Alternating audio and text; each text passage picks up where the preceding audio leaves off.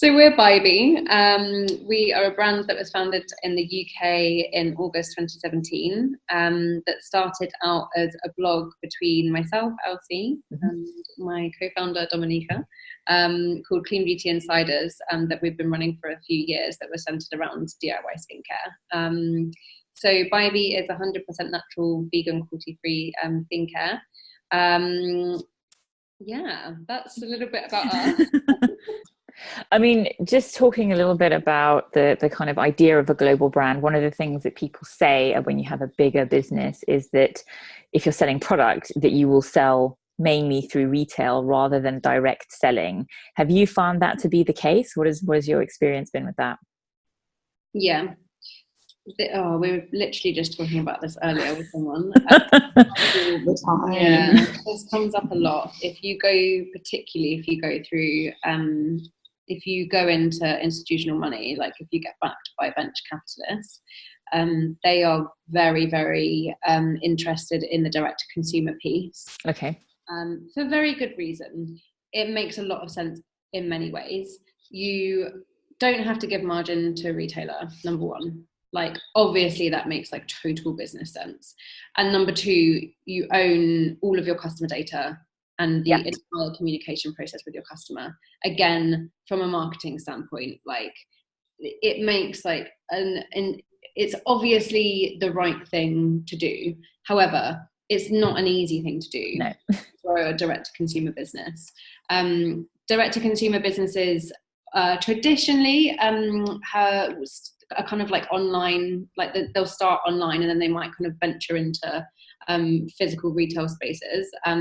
And starting a direct to consumer brand online has mainly been through using Facebook and Instagram and Google to scale a customer acquisition strategy. So basically like pumping marketing dollar into those platforms to gain like customers. That is an expensive strategy now.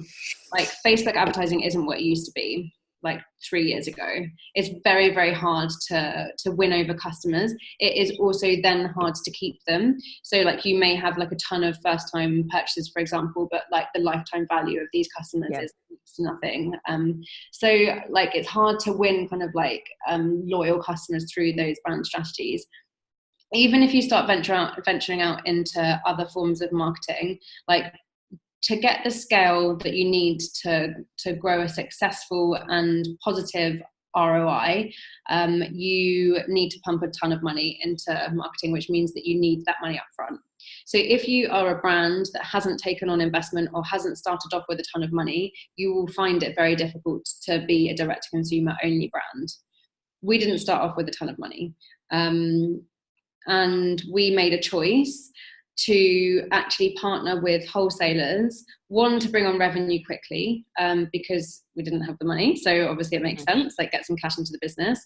And two, to piggyback on their scale to reach new audiences that we wouldn't be able to do because we don't have the money to market, if that makes sense. Yeah. That is a strategy that if you're speaking to like investors, they don't like. They want to hear that like you've got, you know, all of the money coming from direct to consumer and you own that whole thing. But the reality is just very, very different. And what we're exploring is how you partner with wholesale retailers in a different way.